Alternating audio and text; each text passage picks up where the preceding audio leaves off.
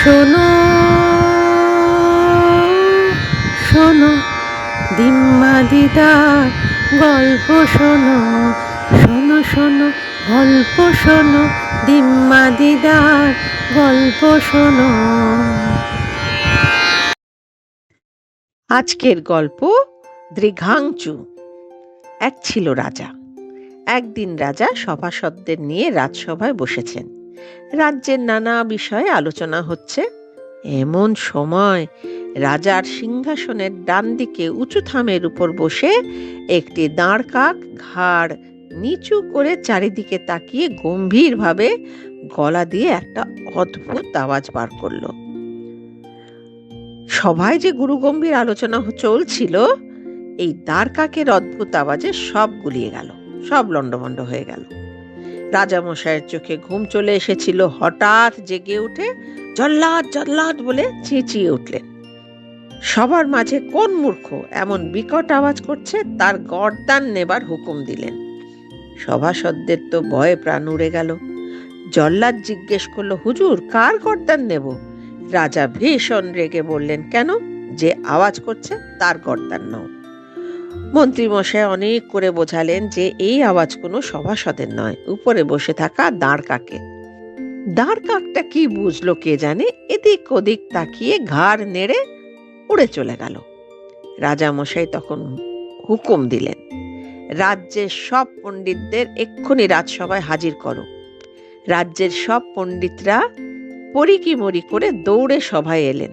তখন রাজা বললেন, সভায় দাঁড় কাকটি এমন বিকট আওয়াজ কেন করেছে, তার কারণ কি বলো। সভাসদ পণ্ডিতরা সবাই ভাবতে লাগলো, আচ্ছা বিপদ, একটা কাক তার গলা দিয়ে আওয়াজ করেছে, তার আবার কি কারণ হতে পারে? কিন্তু সে কথা রাজামশাইকে বোঝাবে কে, মুখ ফুটেই বা বলবে কে? একজন ছোকরা পণ্ডিত খানিকক্ষণ কাঁচুমুচু মুখ করে জবাব দিল, আজ্ঞে হুজুর, ওর বোধহয় খিদে পেয়েছিল। রাজামশাই বললেন, তোমার যেমন বুদ্ধি, খিদে পেয়েছে তো রাজসভায় আসবে কেন? এখানে কি খাবার পাওয়া যায়? মন্ত্রীকে বললেন, এই ছোকরা পণ্ডিতকে এক্ষুনি সভা থেকে বার করে দাও। আরেক পণ্ডিত বললেন, নিশ্চয়ই কোনো কারণ আছে, সব কার্যের পেছনে একটা কারণ থাকে। যেমন বৃষ্টি হচ্ছে, কারণ মেঘ ছিল। অন্ধকারে আলো দেখা যাচ্ছে মানেই প্রদীপ আছে সেখানে। এতে এত আশ্চর্য হবার কিছু নেই। রাজা বললেন, মন্ত্রী, এই পণ্ডিতের আজ থেকে মাইনে বন্ধ।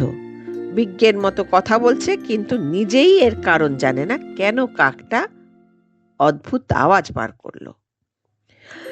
দুই পণ্ডিতের এমন দশা দেখে সব পণ্ডিতরা মুখে কুলুপ আঁটল।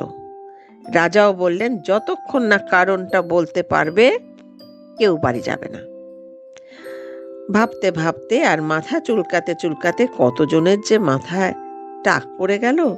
সবার খিদে পেটও জ্বলতে লাগলো। রাজামশাই খিদেও নেই, বিশ্রামও নেই, বিরামও নেই, রাজসভায় বসে থাকলেন। কারণ জেনেই তিনি সভা ছাড়বেন।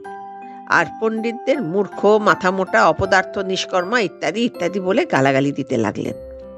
এমন সময় একজন সুটকে পণ্ডিত বিকট চিৎকার করে সবার মধ্যে চিৎপাত হয়ে উল্টে পড়ে গেল। সভার সবাই ব্যস্ত হয়ে পড়ল, কেউ জল ছেটায়, কেউ হাওয়া করে। একটু পরেই কোনো মতে সুটকো পণ্ডিত উঠে দাঁড়িয়ে কাঁপা কাঁপা গলায় জিজ্ঞেস করল, মহারাজ, ওটা কি দাঁড় কাক ছিল? সকলে বলে উঠল, হাঁ হাঁ হাঁ হাঁ। লোকটা আবার বলে উঠল, সেটা কি মাথার উপর ডান দিকে মুখ করে বসেছিল আর মাথা নিচু করে চোখ পাকিয়ে কক করে শব্দ করেছিল? সবাই বলে উঠল, ঠিক ঠিক ঠিক। তাই শুনে লোকটা ভেউ ভেউ করে কাঁদতে কাঁদতে বলল, কেন সেই সময় আমায় খবর দিলেন না? রাজামশাই অমনি সবাইকে বকতে লাগলেন, কেন সেই সময় এই পণ্ডিতকে খবর দেওয়া হলো না? এই পণ্ডিতকে কিন্তু কেউ চেনে না।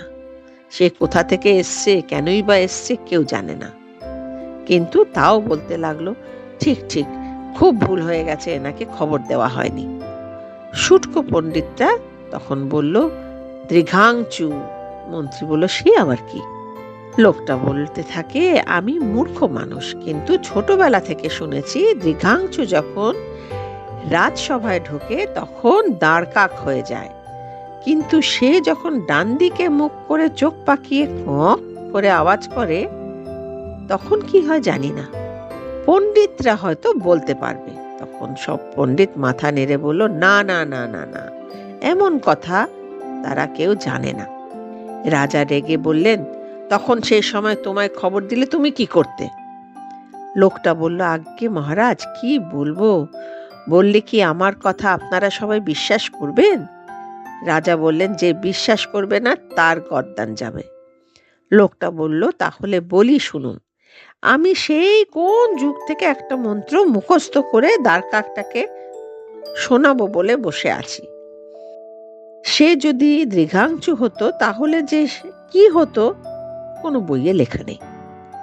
রাজা বললেন, আমায় শেখাও দেখি মন্ত্রটা, আবার যদি আসে তখন বলবো। লোকটা বলল, সেই মন্ত্র সবার সামনে বলা যাবে না, আমি লিখে দিচ্ছি। আপনি 2 দিন উপোস থেকে 3 দিনের দিন চান করে শুদ্ধ কাপড় পরে এই মন্ত্রটা শিখে নেবেন। দীঘাংশুকে দেখলে সেই মন্ত্রটা চুপি চুপি বলবেন, কারণ সে যদি দীঘাংশু না হয়ে এমনি দ্বারকাক হয় আর সেই মন্ত্র অন্য কেউ শুনে ফেলে তাহলে কিন্তু সর্বনাশ। যাক, এবার বাঁচা গেল। সভাসদ পণ্ডিতরা সবাই যে যার বাড়ি চলে গেল। রাজা মশাই 2 দিন উপোস করে 3 দিনের দিন স্নান করে নতুন জামা কাপড় পরে কাগজে লেখা মন্ত্রটা পড়লেন। হলদে সবুজ ওরাঙ্গটাং, ইট পাটকেল চিটপটাং, মুশকিল আসান ওরে মালি, ধর্মতলা কর্মখালি। রাজা কিন্তু দ্বারকাক দেখলে লোকজনকে সরিয়ে সেই মন্ত্রটা বলতেন আর চেয়ে দেখতেন কিছু আশ্চর্য ঘটনা ঘটে কিনা। কিন্তু রাজা আজও পর্যন্ত দীঘাংশুর কোনো সন্ধান পেলেন না, কিন্তু দ্বারকাক দেখলেই মন্ত্রটা বলতে ভুলতেন না।